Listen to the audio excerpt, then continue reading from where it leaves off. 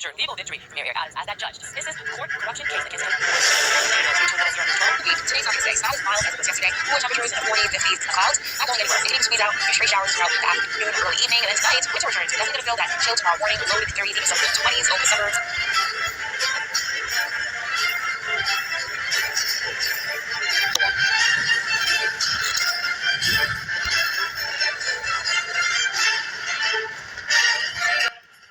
I am again thankful to all news media outlets for letting me use their contents. I greatly appreciate that.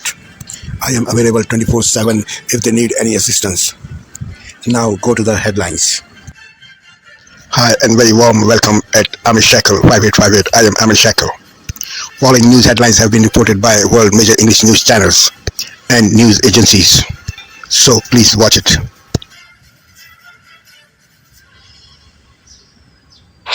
Tonight, breaking news, the new tornado and flood alerts as we come on the air as the death toll rises in that once-in-a-lifetime storm ravaging the Midwest and South. Investors and consumers brace for more pain as additional tariffs are set to go into effect. And the battle of the March Madness Titans, UConn overwhelmed South Carolina, taking their 12th national title. First, at least 18 people have now died in that devastating days-long storm. Powerful winds, more than 90 reported tornadoes, several twisters touching down, ripping roofs off of homes, reducing entire neighborhoods to rubble. The new flood warnings tonight. Morgan Norwood reports from Memphis, and our weather team times out the forecast. The news just in, UConn is back, defeating South Carolina to become the new women's college basketball national champions. Faith Abube is at the big game in Tampa. The White House tonight holding course on President Trump's tariffs after the worst week on Wall Street since the pandemic.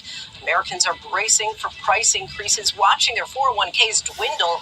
The president golfing in Florida and reading headlines about the trade war. The administration now says other countries are ready to come to the negotiating table. The worst measles outbreak in West Texas in 30 years claims another victim. A second school-age child has died. And the message from Robert Kennedy Jr., who says he went to Texas to comfort the family. Maria Villarreal is in Texas. The new fears on college campuses as the Trump administration revokes the visas of some international students across the country, most with little or no notice. The Duke basketball star who may no longer be eligible to stay in the U.S., Melissa Dunn from the campus of UCLA.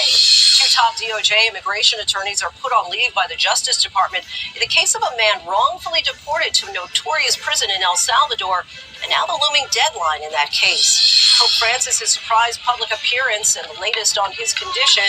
The rare virus that killed Gene Hackman's wife now linked to more deaths.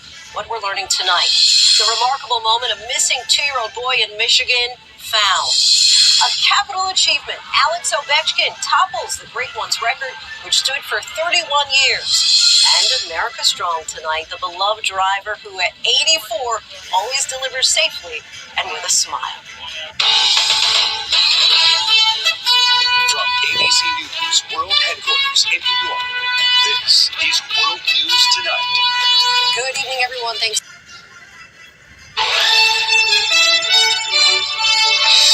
Tonight, deadly storms, the South and Midwest hammered. Entire neighborhoods destroyed by both tornadoes and catastrophic flooding. The rain not seen in generations. I'm Dave Malkoff in Pocahontas, Arkansas with Nebraska Task Force 1, their urban search and rescue team. We are out here in the flood. We'll take you along for the ride. Also tonight, tariff turbulence. The White House on defense after markets and Americans' 401ks take a beating. The president needs to reset global trade. The president in Florida today sharing this video of his golf game.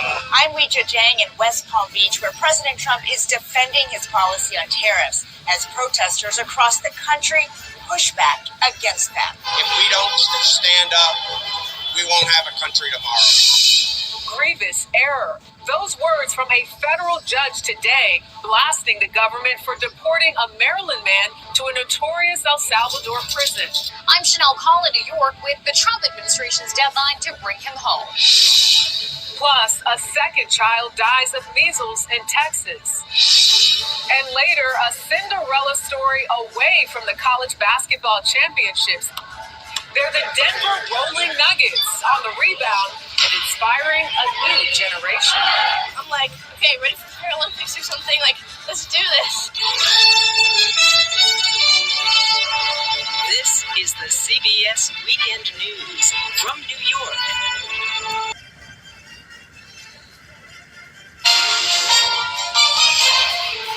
On this Sunday night, the race widens with 3 weeks to go. What new exclusive polling on the federal election shows? A monumental change, the biggest I've ever seen.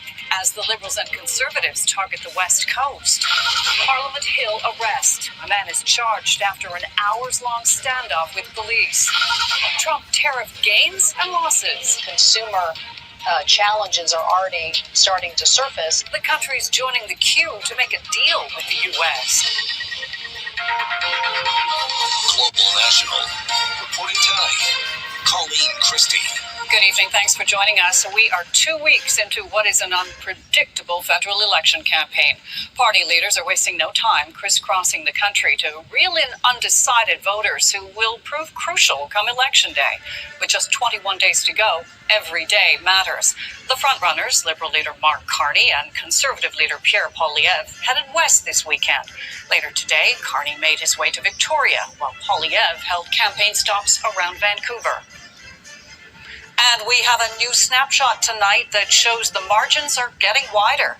New Ipsos polling conducted exclusively for Global News shows 46% of Canadians surveyed say they will vote for Carney's Liberals, up 2 points, compared to 34% for the Conservatives, down 4 points.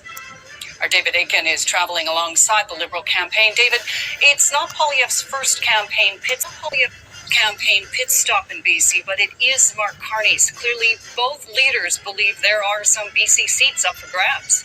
Well, indeed, Colleen, among BC's 43 seats, nearly a third could change, and the ones most likely to flip are the 13 seats held by the NDP.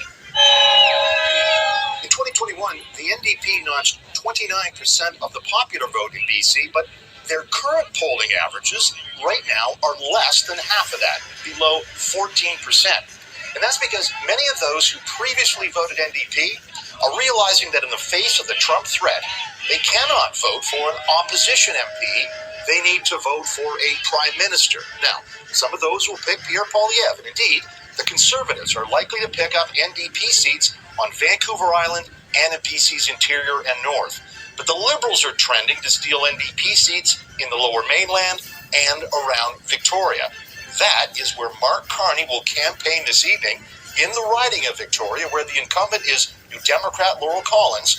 Carney is trying to do something no Liberal leader has done since Paul Martin in 2008, and that is win a seat anywhere on Vancouver Island. And then on Monday, Carney will meet with BC Premier David Eby.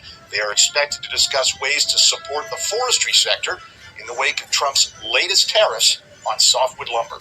Colleen. David Aiken. 5 more words. Musk is doing our show. When the hell are you doing my show? I left voicemail messages. I've sent carrier pigeons. I get no response. Well, I'll be happy to do your show.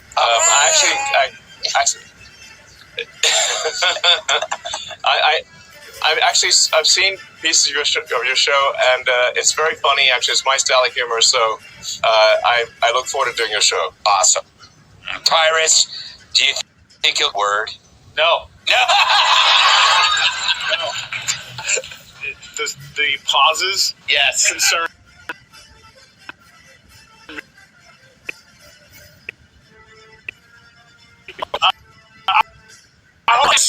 Well, he does now. I didn't make fun of her. I just had an unhealthy obsession with her. That's all. But we'll talk about that later after the show in our HR meeting. Steve, it's interesting. He says we have the same sense of humor. He likes poop and fart jokes. So I like poop and fart jokes. It's a marriage made in heaven. I hope he doesn't impregnate me. Well, maybe you guys could do this at a booth at Chuck E. Cheese. That'd be great. Yeah. But I feel like today you got like Elon Musk off of Temu right here with Asian Elon Musk. I get told I look like him every day of my life. I got told it by the stewardess. I fell asleep on the plane. I woke up, there was a swastika on my forehead.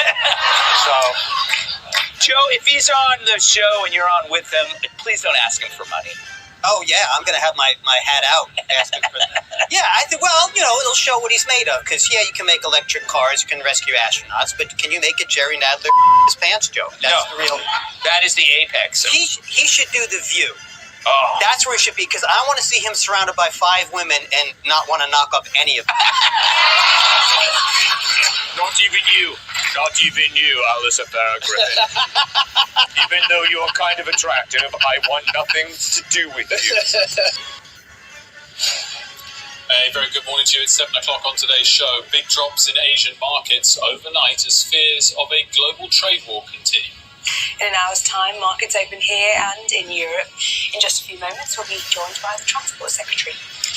Plus, worries over a new type of harassment faced by NHS staff being filmed against their will and then posted online. It's Monday, the 7th of April. Your headlines. International stock markets fall dramatically overnight as President Trump brushed off concerns of a trade war. I don't want anything to go down, but sometimes you have to take medicine to fix something.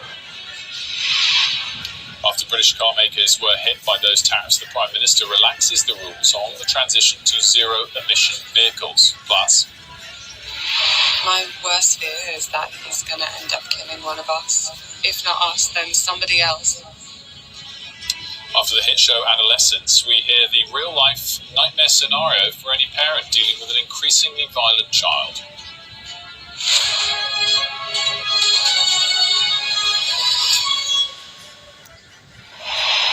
As votes. ABC, home of the election.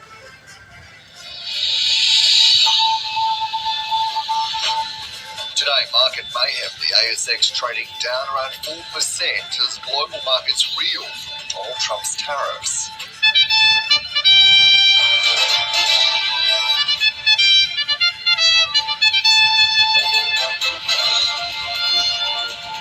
Also ahead, policy U-turn. The coalition dumps its plans to get public servants back in the office. Labor calls the about-face disingenuine. Secret documents. An ABC investigation exposes more disturbing incidents at New South Wales childcare centres. And Australian Mark Leishman wins his first golf tournament in 4 years in Miami.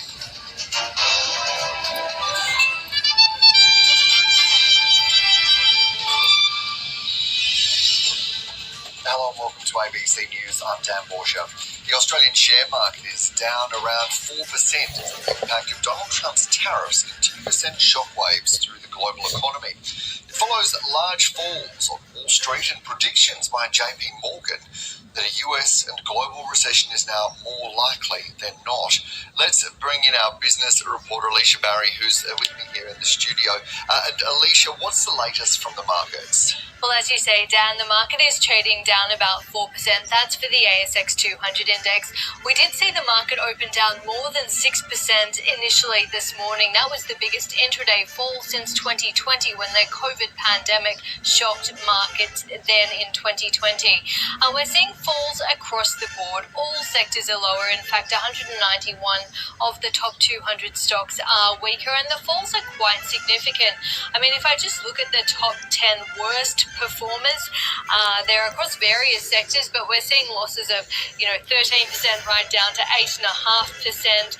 They are in the mining space as well as in the financial sector.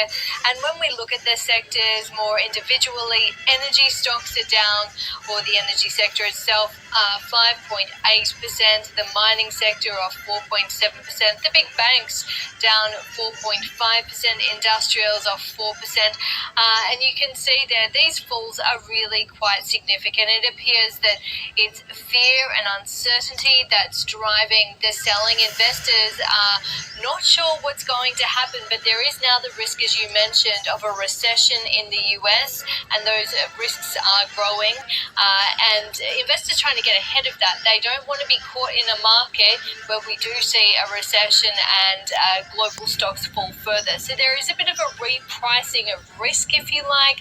Sell24.com. Hello, welcome back to Daybreak on France 24. I'm Karis Garland. Thanks for tuning in. Here's a look at our headlines. Asian shares nosedive as investors continue to digest Trump's tariff hikes. The US president has defended his measures, though, comparing them to medicine. French President Emmanuel Macron is in Cairo this Monday, holding talks with the Egyptian president and the Jordanian king. Those discussions are set to be dominated by the war in Gaza. And French far-right figure Marine Le Pen has told supporters at a rally that her party is the target of a witch hunt. It comes after a court decision last Monday to ban her from running in the next presidential election.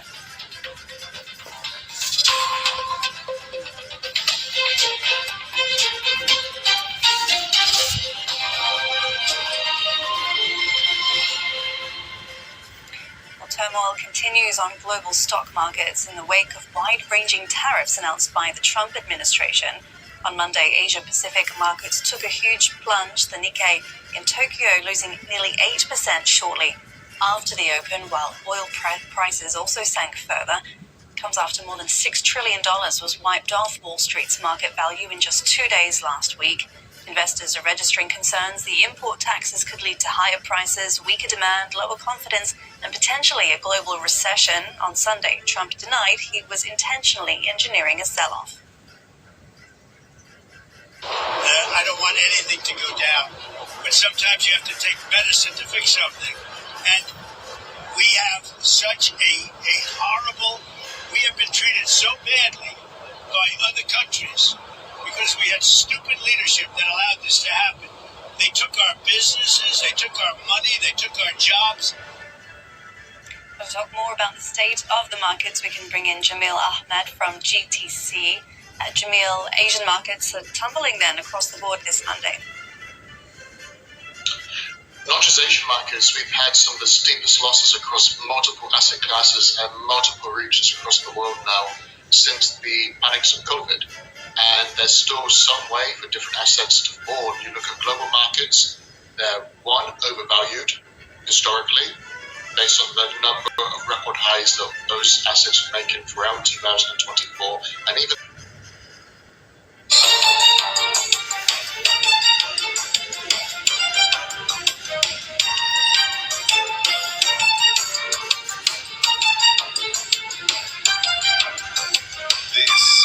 Asia Now. It's 2 p.m. in Singapore and Hong Kong, 11:30 in New Delhi, and 1 o'clock in Jakarta. I'm Grace Shin, and at this hour. Asian markets extend their sell-off as tariff turmoil triggered by the U.S. fueled fears of a global recession. Donald Trump compares his tariffs to medicine, rejecting allegations that he's intentionally engineering a market sell-off. And countries across Asia, including South Korea, Japan, and Indonesia, push for trade dialogue with the U.S. Trade talks also on the agenda for Israeli Prime Minister Benjamin Netanyahu. He has met with senior American trade officials in Washington ahead of key talks with President Trump, seeking to negotiate a better tariff deal for his country. Asia markets are tumbling for another day, reeling from U.S. tariffs as sentiment was made worse by comments from the U.S. president, who compared his levies to medicine. Markets are taking that as a sign that President Trump is unfazed by the market meltdown. Now, some markets in Asia today have triggered circuit breakers, including the Nikkei 225. Singapore's STI, for instance, punched more than 8% earlier, now off those lows, but still well in the red. It briefly dipped into technical correction territory, falling more than 10% from its March record high. Taiwan's benchmark had its first chance to react to the tariffs today after being closed in the last 2 days last week, and the benchmark slid close to 10% by the close.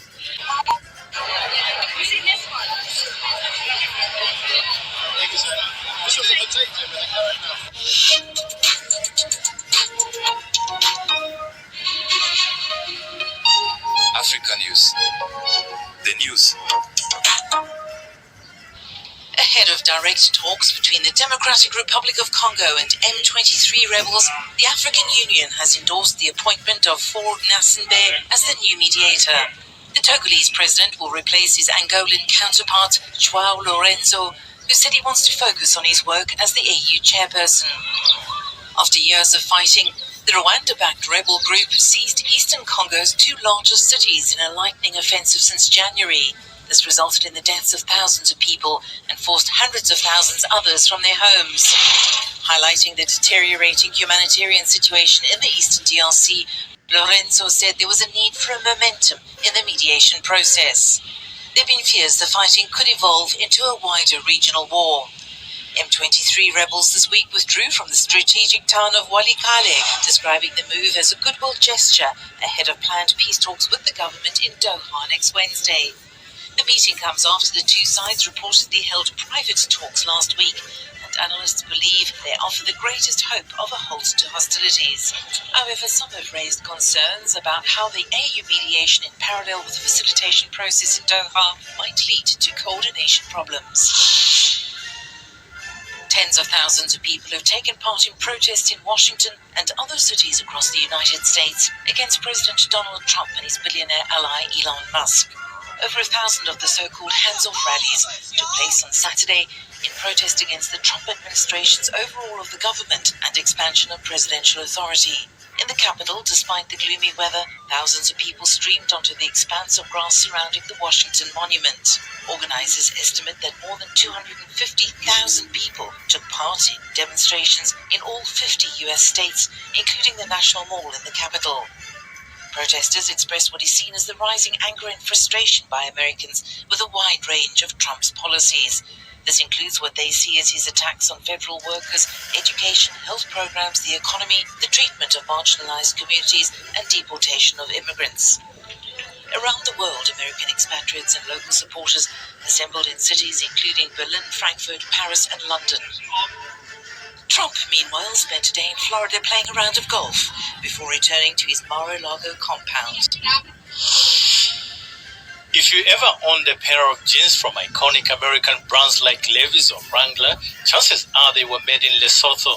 The textile industry in Lesotho employs approximately 12,000 individuals and exports around 75% of its products to the United States. However, this situation may change following the 50% tariff imposed by US President Donald Trump on imports from Lesotho. I am anticipating that a lot of factories are at risk of closing down or will close down. If that happens, some of the men and women who work in those factories will be out of work. My business is sustained by those men and women, so I feel that my business is in danger. Trump claims Lesotho has a 99% tariff on American goods, which Lesotho government disputes. Locals worry about job losses and rising export costs. So many of our children and family have been stuck at home and unemployed as it is. So this means this will add to the problem that already exists. We need our government to step in and do something. In reaction to the new tariffs, Lesotho's Trade Minister Mohethi Shelile announced that the country will seek new markets and leverage the African Continental Free Trade Area to boost exports to more favorable destinations within Africa. We are not going to die.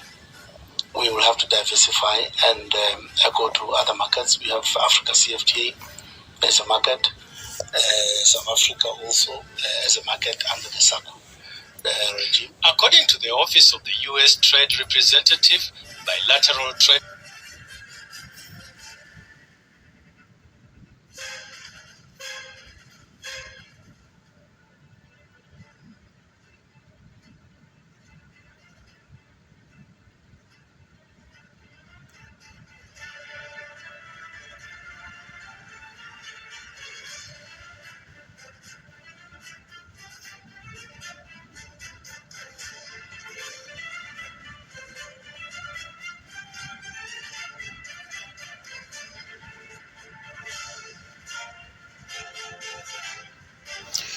Thank you very much for giving time to Amir Shekel 5858. I am Amir Shekel.